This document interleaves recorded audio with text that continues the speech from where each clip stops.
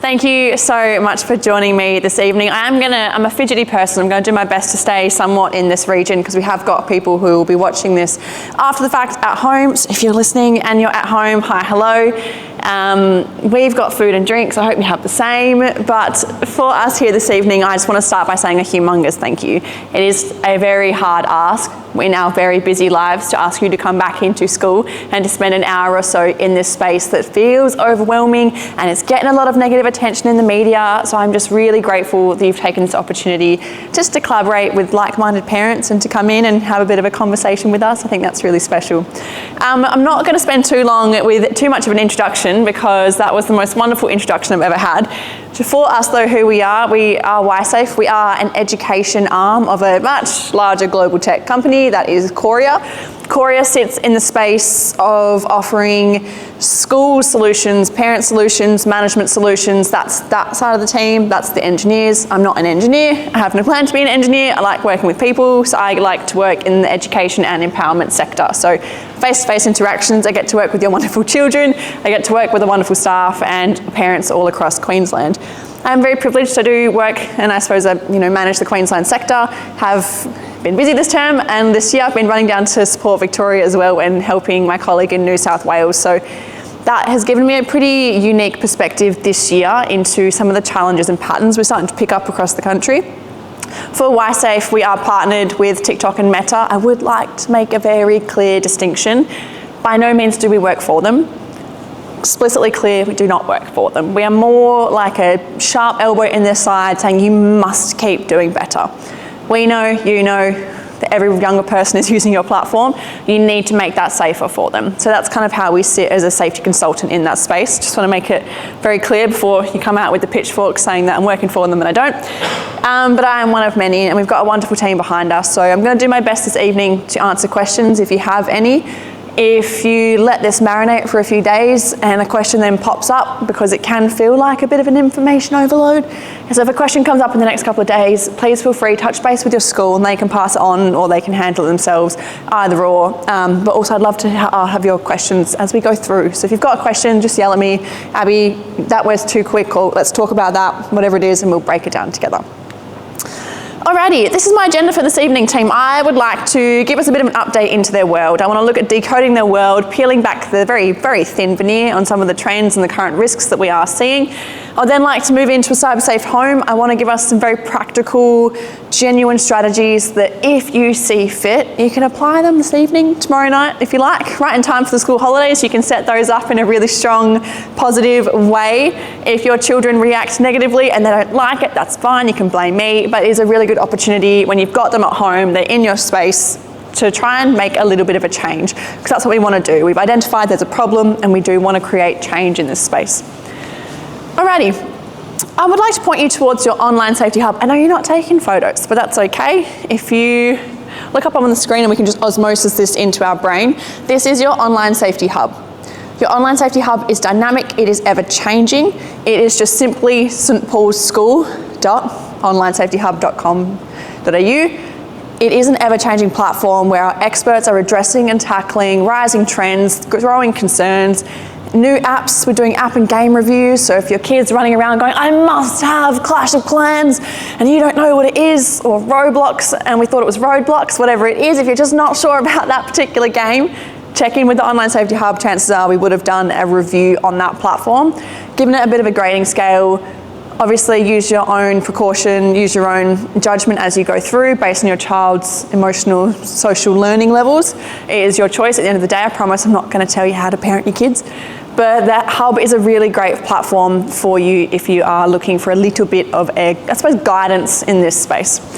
If you're nosy like me, or if you're wearing two hats perhaps this evening, there's a staff section as well and a parent section. So have a bit of a sift through both. There's downloadables, there's PDFs, a couple of lesson activities, which I think are great if you're looking for something to do this holidays, like downloading the digital contract, making them sign it, figure out a contract with them, allow them to enter that conversation and set up some consequences, which can be really fun because we love consequences, but this is your hub, so it's a great resource to turn to. Now I'm going to start us off this evening with this wonderful quote, and I wish that I had coined this myself, but it wasn't. It was one of my wonderful colleagues. But this quote is, when we approach tech with curiosity instead of fear, we can, emphasis on can unlock the potential to reduce the risk or avoid the risk before it even pops up. In the applied space, because I think words are great and words are wonderful, but when we look at this in a practical sense, we can see this taking shape where we've got 3 levels of care, right? We have locked down the router, the Wi-Fi, we've locked that down, that's great. We've locked down the phone, the device, we've got parameters and controls on there, and we've locked down the apps as well. So we've got 3 levels of control, brilliant. Tick, everything's done at home. Then they go down the street. They go to Jimmy's house down the road. And perhaps Jimmy's got split parents, so they've got different rules at each house. You know what that parent's rules are, but they're a bit different here. Or Jimmy's just got a menace of an older brother. And that older brother goes, you won't believe what I saw, and shows your kid. Your kid then runs home. They're like, oh my gosh, I saw this on Snapchat. The knee-jerk, fear-based, and very, very valid response is to look at them and go, well, that's illegal. You shouldn't have been on the end there. Why are you on Snapchat? I can't believe you did that. Because we love them and we care for them and it's fear. We're worried about them. We don't want them to see things that's going to scar them. That kid's perhaps olive branch or attempts just to reach out. It's going to shut down. They're going to go, right, lovely, thank you, not telling you anything ever again, and they're going to go the other direction. But if we can flip it, and it has to be practiced because it's not the natural response, but if we can approach that moment with curiosity, they go, right, where'd you see that? That's crazy. Who showed you this? How did that make you feel? This is the first time you've seen something like this? It's manipulative, but we need information, right? We can't tackle a problem unless we have information. Knowledge is power. And if we can gather intel, then we can approach that parent and be like, what are you doing? Or we can approach Jimmy, right? But we need to gather information. That's the one benefit. The main benefit out of this is your kid knows that you're a safe space to come back and ask for help. When things go on, which will, it's not a matter of if it's going to happen, like it's when things pop up, especially as they get older, the problems get more serious. But when things pop up, are you going to be that parent or that person for them that's like, yeah, tell me anything, I'll give you 24 hours where I don't react, I'm trying my best, but you offload, talk to me. I would recommend, my favourite thing here is to have a go-to sentence or a go-to line, something that gives you a chance to kind of pop out for a second. Maybe it's like, you know what, thank you so much for telling me. This is pretty big though. I'm gonna pop the kettle on, I'm gonna grab a cup of tea, I'm gonna grab my partner, I'm gonna come back and we're gonna sit and tackle this together. You don't want me to grab them? This is a me and you thing? Okay, no worries, but I still need a cuppa. Give yourself that breathing room to walk away. Pull your hair out as soon as you get around the corner. But breathe, we're human, we're adults, it happens, especially if it's a hairy disclosure. You want to be able to have something to come back in and settle. I would recommend practicing that line in front of the mirror, because as smooth as we think we are, and as subtle as I think we are, and unless you've got a really good Botox doctor, if your kid turns and you're like, thank you so much for telling me, that's wonderful, I'm gonna grab a cup of tea, and then they're going, right, okay, this is bigger, you know what I mean? Like, so practice it in the mirror, see how that looks. It's uncomfortable, but I think it can really help shape that conversation. But it also takes the stress out of the moment.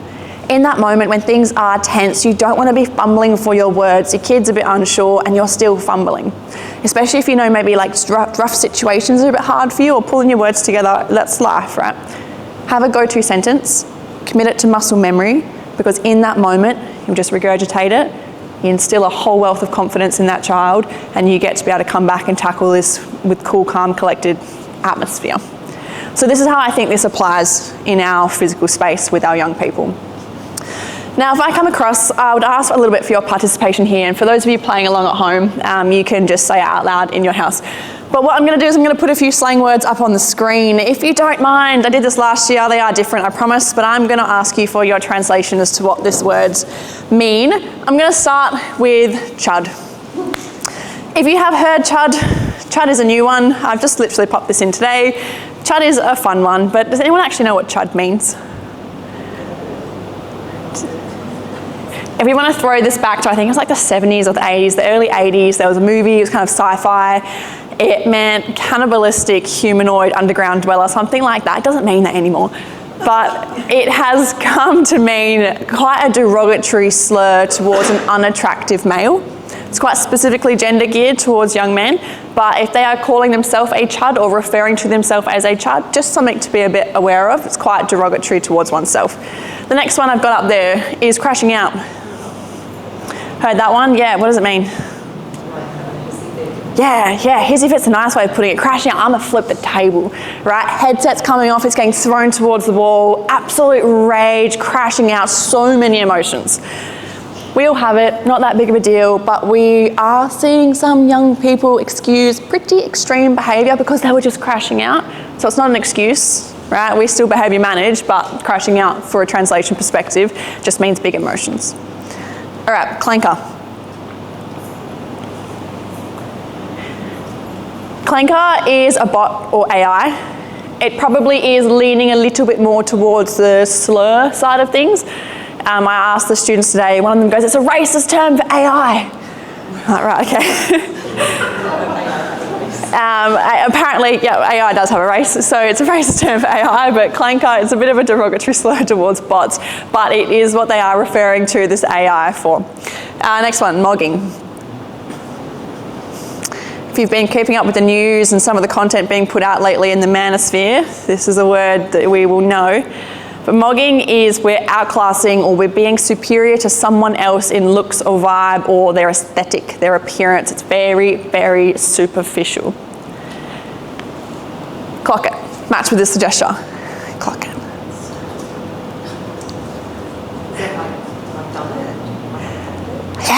Yeah, pretty much. So clock it is a little bit more supportive, a little bit more like, yes, queen, like that kind of vibe. It's like, yes, like you've absolutely nailed it.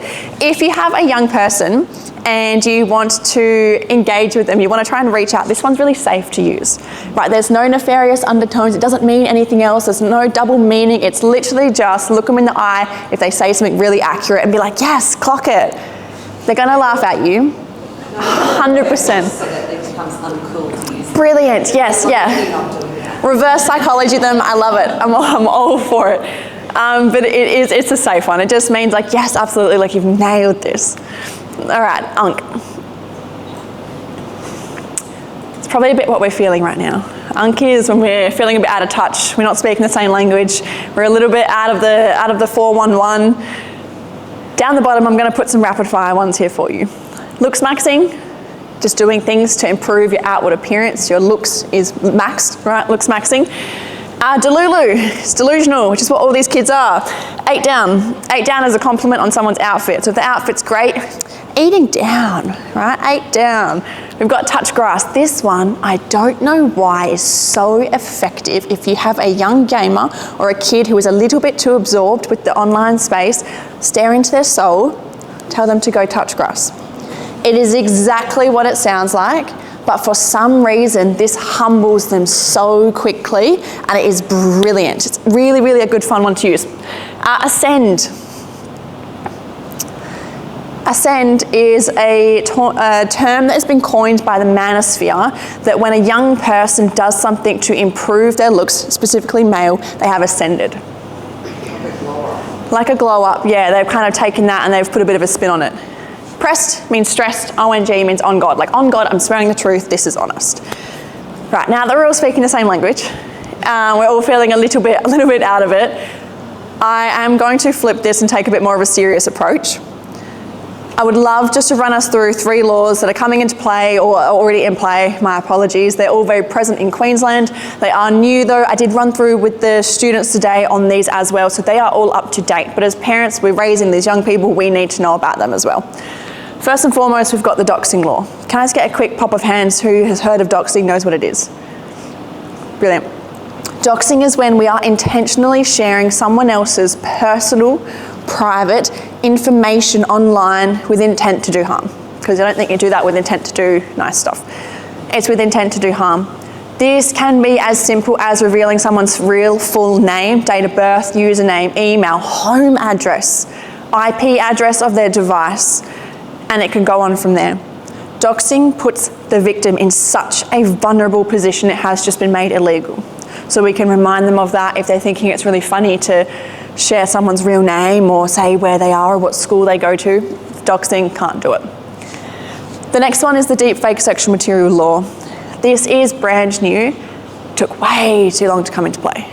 Way too long. Right, we had to see deepfake sexual-based crime rise by almost 600% before this law came into play. But it's here, alas. We have the first person to ever be charged under this law currently going through his court proceedings for this. So he was a South Australian man. He committed these acts when he was about 16, I think 16, 17. Was really, really looking after a girl, really liked her. She didn't really want to buy of him. So he took it upon himself to put her face on bodies that was not hers. They were pornographic in nature, and he distributed that content.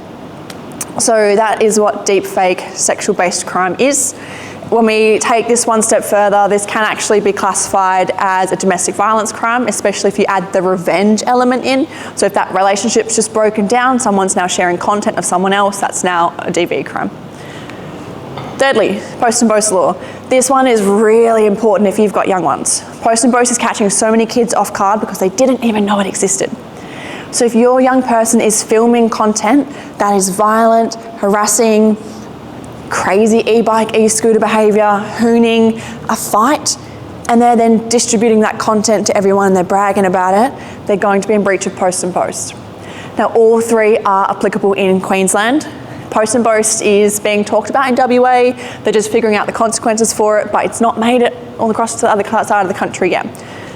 But just so we're up to date, this is the legal space, the legal sphere that we're managing with. I think these are great because I think steps are being made to make this online world a bit safer for them. We know they're using this online space regardless, ban or no ban. Whether we feel that was effective or not, whether we liked it, whether we didn't like it, I'll let you have your opinions. The kids definitely have theirs. The last couple of months they've been mocking it, laughing about it, having a bit of a joke about the ban. So they are still in these spaces. Whether they're allowed to or not, whether at home you've allowed them or not, that's your prerogative. But they are in this world, and at least we're starting to see the legal side kind of back them up a bit, which I'm going to take as a pro. Do you have a question? What about just posting, not sharing, but not necessarily posting? Like a witness, I would say. Like a witness something. Yeah, I think we're going to peel it back to the intent. So if we can take it back to the intent and the origins of the behaviour, because if they're sharing it going, oh my gosh, look what Jamie did, that's crazy. They're rewarding the bad behaviour, they're encouraging it, they're telling that person who did the crime or the negative stuff that's great. But if they're resharing it going, I can't believe these guys did this, like let's not be like that, obviously we're going to sit on a different side of the fence. So if we can take it back to the intent, I think that will clear up a fair bit with them. Even with the year 7 and 8s today, there were a couple of moments where I was asking a question and they wanted to dive into every single different hypothetical. Hypotheticals aside, when we peel it back to the original intent of the behaviour, what was your aim? What were you hoping to happen? What do you think you should have done? 9 out of 10 times they know the right answer. Right, they just want to get caught up in the details, especially when we're talking about group chats. What if I didn't open it? What if I just saw this? What if I didn't do? Doesn't matter. Right, peel it back to the roots and we can move on from there. Alrighty, I'm going to very quickly pop a few of these up because hopefully the social media ban did take care of a few of these for your young people. If they didn't, we've got your main perpetrators at the top. We've got TikTok, Snap, Instagram, YouTube, WhatsApp, and that lovely little purple one there is Discord. I'll go on Discord in just a moment because that was a really big hit today. Down the bottom, before I dive too deep into Discord, you've got one called Ohm TV. I did briefly talk about this last year, but I think it's important to bring this up because this is becoming more prevalent with young people. Ohm TV is very similar to Omegle. Now, Omegle, if you don't remember, or if you were lucky enough to escape this era, was a website you could log into. It would show your camera, and it would be a greyed out screen, and anyone else in the world who was online on Omegle at the same time, you could chat to them. Right, so chat to strangers, meet friends from all over the world. I'm sure you can imagine the calibre of person who was perhaps drawn to a platform like that. You had an entire generation of young people who were scarred because they were seeing phallic images pop up on their screen until they swiped or got rid of it, or they laughed at it and then they chose the next person to talk to. Pretty hideous platform. That was Omegle. Did eventually get taken down. But Ohm TV, same colours, same concept, same design, has popped up. So if you are hearing the phrase Ohm, Omegle, Ohm TV at home, it is time to do a bit of a wellbeing check into their device, check their search history, see what they have been looking at, see what has been sent to them in that space. All right, let's chat really quickly about Discord. Discord was not banned by the social media ban, which I think is a little bit interesting because it is possibly one of the most social platforms out there. Discord itself doesn't have an algorithm, which is why it wasn't in the ban, but Discord is a chat-based platform. The chat rooms are called servers. That's a pretty big distinction. The servers are humongous, and Discord itself is a huge, ominously huge world. The only way I can kind of describe it is through my graphic image there. I think the connections and the way that we've got different sectors is probably a pretty good, I suppose, analogy. I'm not going to spend too much time with the numbers because it's late and it's Monday and we're really close to school holidays, but all of these statistics is simply just to say that 80 to 85% of Discord users are going to be older than your child. If you have heard the term mid-journey at home, that is a Discord server. It is one of the biggest Discord servers to exist. It is massive, almost 21 million members, so keep an eye out on that. If your child is absolutely involved in gaming in the online world, chances are they will be using Discord to chat parallel rather than use the in-game chat. We will see gamers on Minecraft, on Roblox, on Fortnite, or whatever, say, hey, chat to me on Discord, what's your name? So they jump them out of the in-game chat and into Discord. Discord's very problematic. Discord is also very popular. Discord is also not new. It's been around for like 20 plus years, right? So it's been around for a very long time. However, the demographic of people using it is changing, and with that comes other added concerns, which we will dive into in a moment. To come across, there was a study that was done and was asking parents about their biggest concerns for their young people. About 60% of those parents said social media. Like, social media is my number one concern facing my young person or my young children today. Like, social media, time and time again, it will be social media. On the screen behind me, you will have a couple of other concerns pop up as well. I feel like all of these are pretty stock standard. I don't think anything really is surprising here. But if we were to ask young people the same question, and if I might actually just ask the room, what do you think their biggest concern is? FOMO, yeah, so like fear of missing out. What else do you think concerns your young people in this day and age?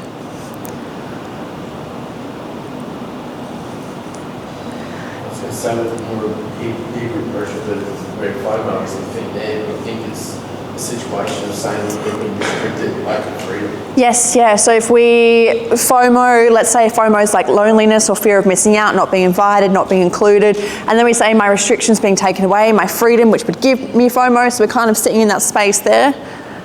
I'm gonna pop the suspense bubble. This is what they're most concerned about. First and foremost, study, school. A bit worried about school. Want to do well or not doing well, and they're worried about that. The cost of living, right? So they've been listening into our conversations and the fact that eggs cost $12 a carton. Social anxieties, feeling down, body image, loneliness, relationships and conflict at home or in their friend circles, climate change, and sex and sexual health. The words you don't see up there is social media. For them, social media ranked like 24th on their list of concerns. 24th. In fact, if I'm going to keep throwing numbers at you, about 60% of young people in this particular survey said that they use social media to chill out, to wind down.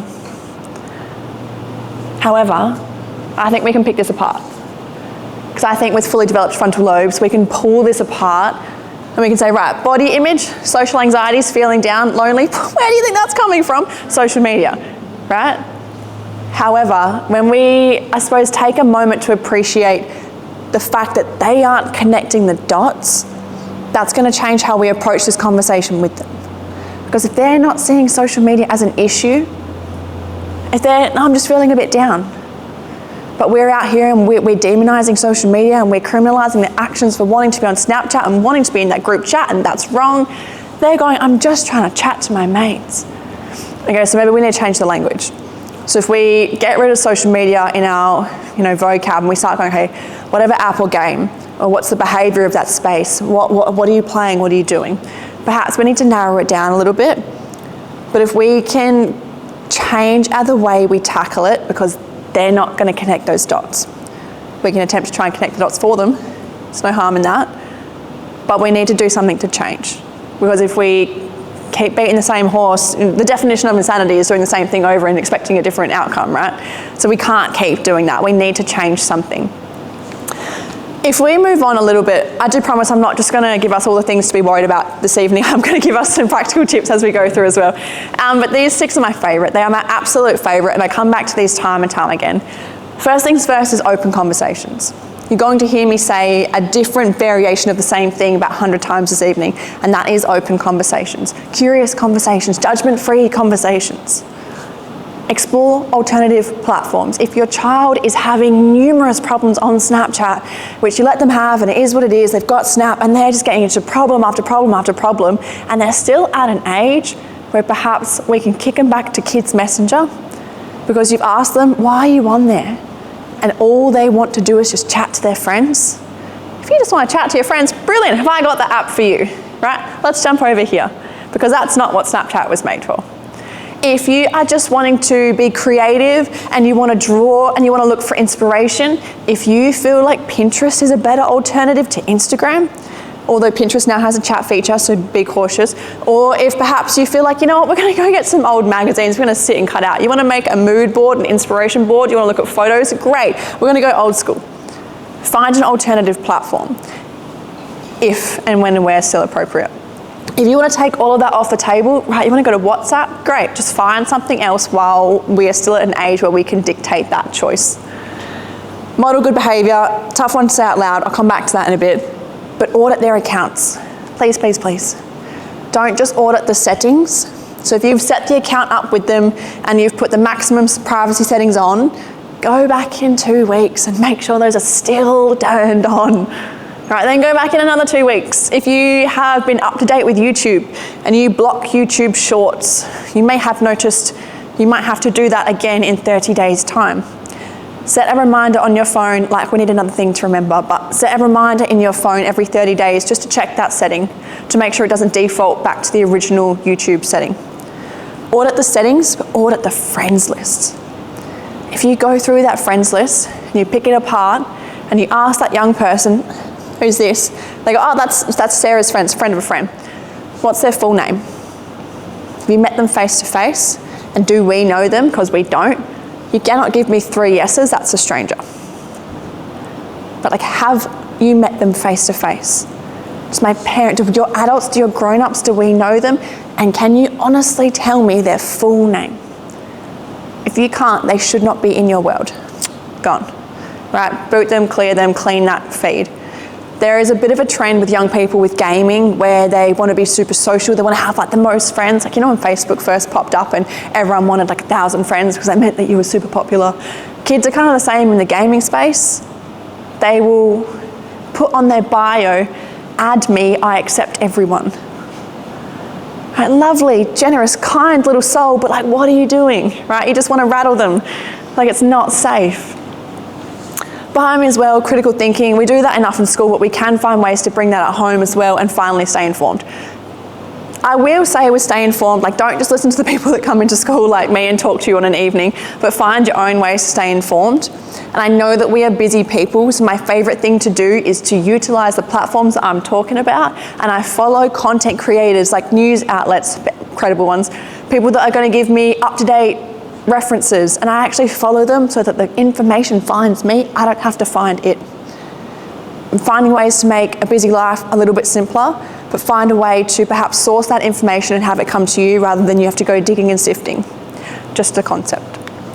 All right, I want to come across, I did mention I'll be speaking about AI. I'm going to address it very, very quickly. I've got a video for you, but is this face familiar to anyone? If he's not brilliant, this man is fabulous. He rage baits AI. And if you don't know what rage baiting is, it's he asks it inane questions until AI is wrong, and then he digs in. Right, and so if your partner's ever being a menace, you can ask them, why are you rage baiting me? Right, so it is when you know that you are being annoying, but you go, I want to see how far I can push you. Yeah? Right, like game on, let's do this.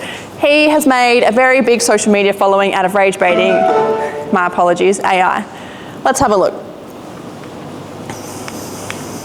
Anytime when you're ready. Many R's are in the word strawberry.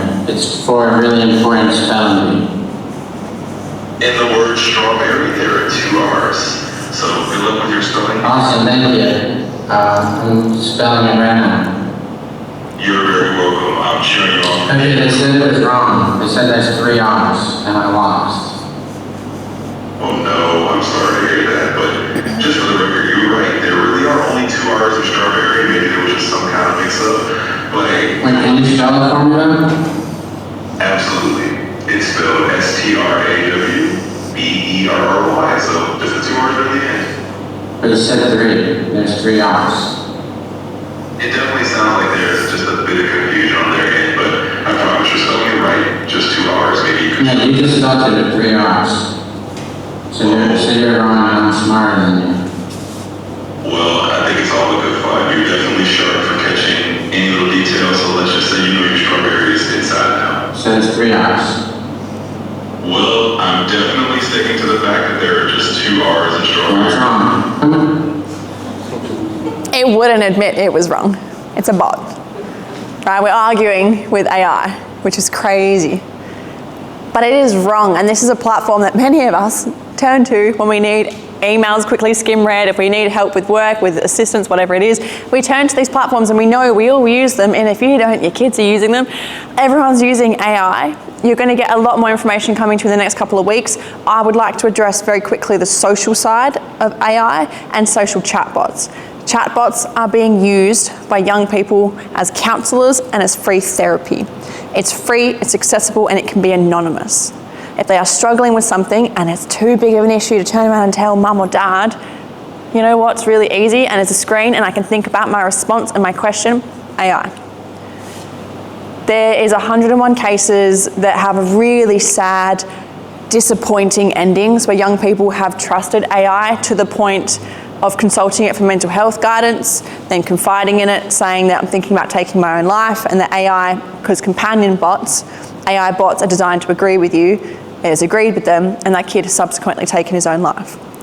Happened at the end of last year in America, and the cases have gone on and on. If your young person dabbles with tech, if they're a little bit of an engineer, if they really love this space, the chances are they might be dabbling with AI, so we need to keep this human. Check in with them. If their mood is changing, again, wellbeing check 101, see what's going on.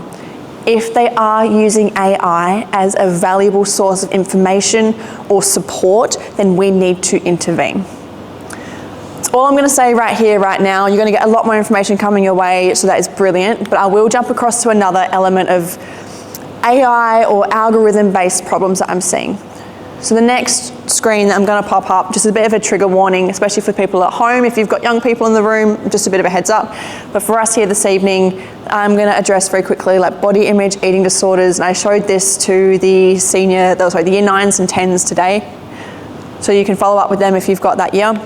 But we are seeing skinny start to come back with a passion. But have faith, if I type in skinny talk into TikTok, it's going to go, Abby, that's not okay. You're right. Hey, I'm going to block that. That's not good. But that's not what I wanted. I wanted advice. I want to know how to get skinny. So I type into the search bar, skinny motivation. And what do I get? Stuff like this.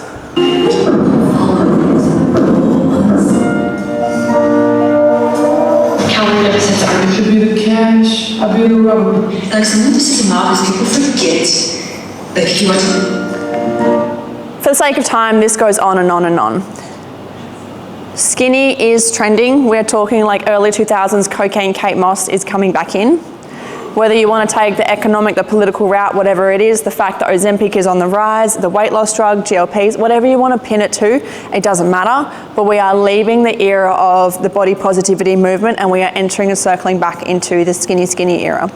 If you have a young girl at home, keep your finger on the pulse. If you are concerned about the content she is absorbing, check her feed, which is like the news feed or the For You page if she has TikTok. The content there will be a very clear indicator on what she has expressed interest into because it gives content that it thinks that user wants to see. From a school side of things, we know when we have an increase in skinny, we have an increase in eating disorders. You know what comes with that? An increase in self-harm. We want to keep our finger on the pulse, keep checking in, make sure we remind them, anybody that can move and function and do the daily requirements, that's a healthy body. Make sure from our point of things that we're not talking poorly about ourselves, because they look up, they idolise you, and they see themselves as miniature reflections of you. So if we're dragging ourselves, then they're going to drag them, and so on and so forth. That's enough. It's just something to be a bit conscious of right here, right now, with this trend booming. Young men don't have it. They're not getting off scot-free here either. We are seeing a bit more of an algorithmic grooming side here. This has been smashed in the media, so I'm going to do a very quick perspective into this. I'm going to highlight a few concerning traits, and then I'm going to move on because there's a lot of content out there if you want to do your own research too. We'll come back. Let me try again. Reincarnated, I'm a stargazer. Life goes on, honey, and I'm my baby. You really don't start burning body fat in a calorie deficit for at least one person. What do we do with our feelings? We hide our muscles. And how do we hide our feelings better? We get bigger muscles. We get bigger muscles. All I know is All right, so on and so forth. Again, for the sake of time, I'm just going to pop this up there. I'm going to cut it off. If you have a young man at home and he is on a platform that has an algorithm, boy or girl, either way, the algorithm will have figured out their gender in about 8 minutes. It is then going to deliver them gender-specific content. It is going to be toxic-based content. It is going to make them feel badly about themselves. It is going to make them compare themselves to other content creators. For young men, the trend here is not skinny, it's get big. Right, get jacked, get huge. So much so, peptides, steroids, creatine, protein, like what else have we got? Some of the biggest male content creators in the looks-maxing sphere, which I can't believe that sentence just came out of my mouth, but in the looks-maxing sphere, we are actually seeing them inject meth into the substance of their steroid because that gives them a more shredded effect. It burns through their body. So that is some of the extremes, and we've got young people watching that content. We've given these people a platform and our young people are absorbing it. If they are seeing things on an algorithm, it is playing on their biological insecurities. You're not tall enough, your shoulders aren't big enough, your jawline's not cut enough, you've still got your chubby puppy fat, whatever it is, like you are not that guy. From a physical perspective, let's look at an emotional, social perspective. Suffer in silence. Your performance, your work, that speaks volumes. You suffer in silence, you don't ask for help, you grind, you get up in the dark, you go to sleep when it's dark, you work, work, work, you never ask for help. Which is such a shame. Like, we have come such a long way with our young men. We've got tradies putting stickers on the back of their car that says it ain't weak to speak. Brilliant, like we've come such a long way. So to have our young men start to absorb this content is just a real shame. But they're not passive bystanders, and they don't have to be passive bystanders to this content. Any platform that has an algorithm will give your child the option to say, I don't like that kind of content. They're in the driver's seat. If you're letting them have it, they're in the driver's seat. They can curate their feed, so jump on that. I do just want to do a quick time check. Are we finishing at 2:30 or 2:45? 2:30, oh, 2:45, 2:30, all right, wonderful. What I would like to do then with our dying minute or two is I'm gonna come up and I'm gonna stand up here for the next couple of seconds. I'm gonna whack on the screen a couple more strategies to help our young people in this space. Now, none of these are earth-shatteringly brand new information, but I've just pulled them together in hopefully a slightly different way. Judgment-free conversations, right? We've mentioned this, we've spoken about this. Remove shame and stigma. If they feel embarrassed or they're conscious of how you're going to react to that situation, we're going to reduce help-seeking behaviours. They're not going to come to us and ask us for help. Critique messages, we know that one. If they are starting to say a few sentences, a few lines that doesn't really sound like our family values, question it. Where's that coming from? Show me what made you think like that. Where is it coming from? Get the source. Respect, and it's okay to admit when we're in over our heads in this space because it's huge, it's dynamic, and it moves fast. So if we need to seek help, if we need to outsource information, that is absolutely more than okay to do. With that in mind, in terms of outsourcing information, I'm going to pop this up here. If you're not operating a phone right now, that's okay, but there are a plethora of websites and platforms out there if you need help. If you're old school, you're taking notes, that's brilliant, but if you're not sure, the school will also be able to point you in the direction of every single one of these platforms. Abby, Erica's going to put all of this in SBS News, so you get all of those. Beautiful. Making my job too easy, thank you. All right. Now, I'm conscious of time. If you do need to duck out, please feel free. I'm going to pop this up on the screen. Oh, come back. I'm getting too excited with my clicker. It's going too slowly. All right. Now, for YSafe, my final parting note for this evening will be our ABCs. If there's anything you take away from this, please let this be it. This is the backbone of everything that we do and everything we talk about. Manage access. Simply, what do they have access to? Have you blocked their phone? Have you locked it down? Do they have their phone charging in their bedroom overnight? Do they have a gaming console in their room? If the house allows for it, put tech in a high foot traffic zone where you can hear, where you can see. Boundaries. We have to set consistent boundaries and stick to them. It works very well if we have consequences to match. Consequences perhaps that were actually set, predetermined before the incident happens, so that we're not in the heat of the moment giving out punishments and giving out consequences. If we have preset consequences, decisions made with our young people, I say on the fridge, on the back of the toilet, wherever you like to put that contract, have the consequences set so you can refer back to them. That way it's not them hating you in the heat of the moment when you're putting the consequence in place, but it's, look, this is something we agreed upon. This is us. And communication. Absolutely, at the end of the day, communication is going to surpass everything, right? When tech fails, when the router gets blocked and they go to someone else's house, communication is going to be what will get you through this space. Now, on a very wonderful parting note, I am so grateful for you all to coming. If you are curious about your own content and own feed, if you want to watch the recording at a later date, that's fine. If you do have your phone, it's okay to take out a photo of this because this is the last thing I'm going to pop up this evening. But these are content creators or people who are making information for us to watch, to follow, to expand our thinking. If you have a young female at home, these particular creators are quite interesting in this space. They have some different perspectives that we can embrace. And perhaps if you have a young man, then I'm going to pop the next slide up for you. I'll wait till the photos are taken. Wonderful. Content warning with Jamila Jamil. She's great, not PG-13, probably watch by yourself. But the way that she phrases some concepts and ideologies are really interesting in this day and age. For young men, Matthew McConaughey's book, I've got some different modalities there for you. Podcasts, TV shows, anytime you can find something to watch with them and you can sit next to them and you know that they're uncomfortable and you can start that conversation in the ad break, do it, take advantage of that opportunity. If you've got them locked in the car, right, you're side by side, they're not going anywhere. Take advantage of that moment, have a chat with them, that can also be brilliant. Alrighty team, for this evening, we are very much out of time and I'm very grateful for you all for being here. If you want to hang around, we can hang around and chat outside, but from me to you, from the bottom of my heart, thank you so much. If you have any questions, we can chit chat afterwards, but the rest of the evening is yours. Thank you so much for coming. Your kids were great and they're going to be fine, right? They're hardy little nuggets, they're going to be all right. And they were wonderful for me today and for 2 weeks ago if you've got a primary school student. So thank you so much for raising wonderful kids and have a lovely rest of your evening. Thank you.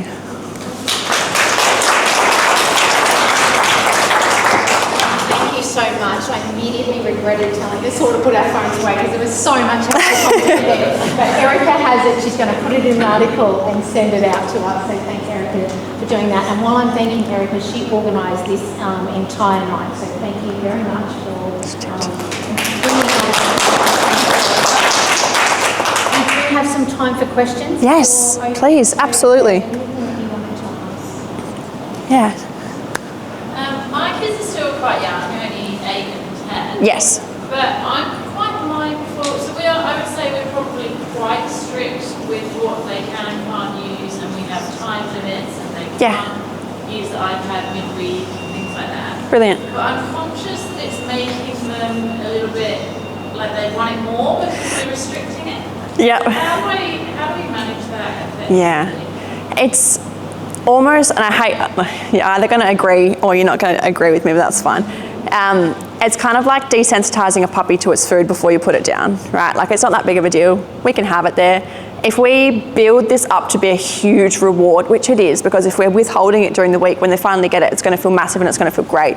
But if we could just make it, oh yeah, it's a casual thing, like we use it, it's just a tool in our environment, it serves a purpose, make it really transactional, like it's commerce-based, it's boring. We're using it, we can use it for reading, we can use it for that. It's not always super exciting time, We know that they use it in a schooling environment as well.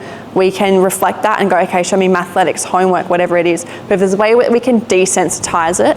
On the flip side of that, if we're struggling with taking them, like getting them off of it afterwards. That's the issue, I think, because then, like, you know, they would just do Minecraft instead of doing homework. Yeah. So if we want to, I normally keep this for like a younger kids session, but here behind me, if you are struggling with removing them after the tech has come into place, we need to find what motivates them.